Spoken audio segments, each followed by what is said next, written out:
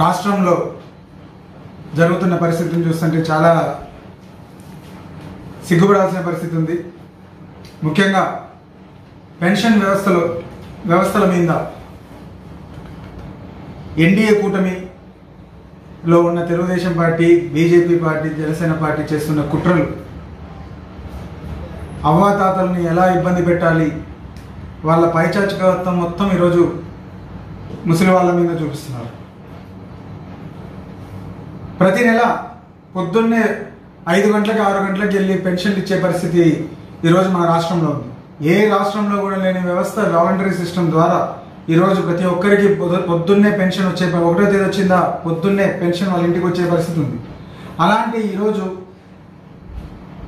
Telugu Desam party చేసిన కుట్రల్లో భాగంగా ఎన్నికల కమిషన్కి కంప్లైంట్ల మీద కంప్లైంట్ ఇచ్చి ప్రతి రోజు ఎక్కడో చోట నుండి వాలంటీర్ల మీద కంప్లైంట్ ఇచ్చి ఈరోజు ఆపే విధంగా కోర్టులో ఒక విధంగా నిమ్మగడ్డ రమేష్ గారి ద్వారా కోర్టులో వేయడము, అదేవిధంగా మన అచ్చెన్నాయుడు గారు నెల ముందే ఒక లెటర్ పెట్టి వాలంటీర్ వ్యవస్థని పక్కన పెట్టాలి అనే దాని మీద ఒకటి చేసి ఈరోజు పెన్షన్లు పంచకూడదు అని చెప్పి ఈరోజు ఆపిచ్చి మళ్ళీ ఎదురు దాడికి దిగడం చాలా సిగ్గుచేటు. ఈరోజు ఎంత ఇబ్బంది పడతానంటే, ఇప్పుడే నేను నేనంపాడు విలేజ్కి వెళ్తే ముసలోళ్ళందరూ ఒక చెట్టు కింద కూర్చొని మాట్లాడుకుంటున్నారు. నేనేదో ఒక చనిపోతే వెళ్ళాను, ఆడ అందరూ ముసలోళ్ళందరూ కూర్చొని పెన్షన్ రాలేదని చెప్పి వాళ్ళే మాట్లాడుకునే పరిస్థితి, తిట్టుకునే పరిస్థితిలో ఉంది. అంటే ఏం చేస్తున్నారో కూడా తెలుగుదేశం పార్టీ వాళ్ళకి అర్థం కావట్లేదా? ఆఖరికి వాళ్ళ జోలికి పోయి ఏం సాధిద్దాం అనుకుంటున్నారు? ఎవరే కానీ పెన్షన్ తీసుకోవద్దండి, 3 నెలలు తీసుకోకపోయినా వచ్చే 3 నెలల తర్వాత 4,000 ఇస్తారని చెప్పి సిగ్గు లేకుండా ఎలా చెప్తున్నారో కూడా మాకు అర్థం కాదు. కేవలం మళ్ళీ జన్మభూమి కమిటీలని ఆ శాడిస్టులను తీసుకురావాలని చెప్పేసి ఒక పథకంతోనే ఈరోజు వాలంటీర్ల మీద ఈ పథకం అంటున్నారు. గతంలో మీరు చూశారు, జన్మభూమి కమిటీలను పెట్టి ప్రజల్ని ఎలా హింసించినారో. ప్రతి గ్రామంలో ప్రజలకి నరకం అంటే చూపించారు. పెన్షన్ ఇవ్వాలంటే వాళ్ళకి ఒక 3 నెలల పెన్షన్ వాళ్ళ చేతికి ఇవ్వడము, 5 నెలల పెన్షన్ వాళ్ళు తీసుకొని మిగతాది ఇవ్వడము, అలాంటి పరిస్థితి ఉండేది. ఈరోజు వాలంటీర్ సిస్టమ్ ద్వారా చాలా ట్రాన్స్పరెంట్గా ప్రజలకు అందుతున్నాయి. ఏ పార్టీ లేదు, కులం లేదు, మతం లేదు, ప్రతి ఒక్కరికి పెన్షన్ అందాల్సిన అర్హులందరికీ అందుతున్నాయి.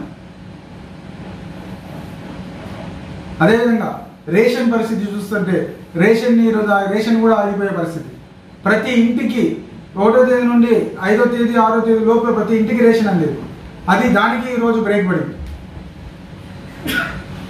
ఇవన్నీ శాడిస్టులు చేసే పని.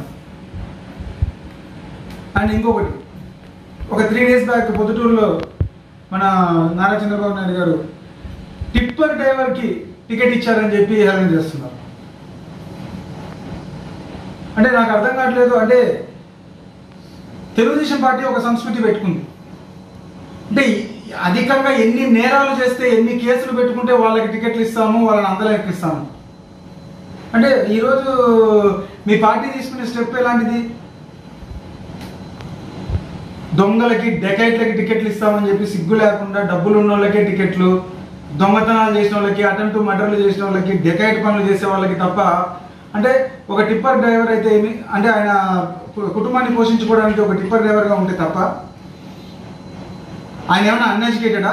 లేకపోతే మన ఆర్లగడ్డ అభ్యర్థి లాగా ఏమైనా 10th క్లాస్ సర్టిఫికెట్లు కొనుక్కునే వాళ్ళ, ఇంటర్ సర్టిఫికెట్లు, 10th సర్టిఫికెట్లు కొనుక్కునే వాళ్ళ ఏమన్నా?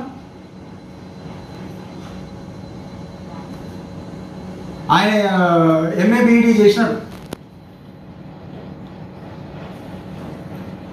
ఏదైనా ఏ ఫీల్డ్లో అయినా పనిచేసేవాడు దాంట్లో ఒక ఇది ఉంటుంది అనే దాంతో ఇష్టంతో చేస్తారు.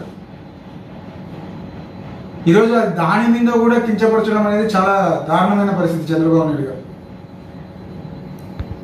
ఆయన మెంటాలిటీ ఎక్కడ దిగజారిపోతున్నారంటే, గతంలో ఎస్సీలుగా పుట్టడం ఒక దౌర్భాగ్యం అన్నాడు.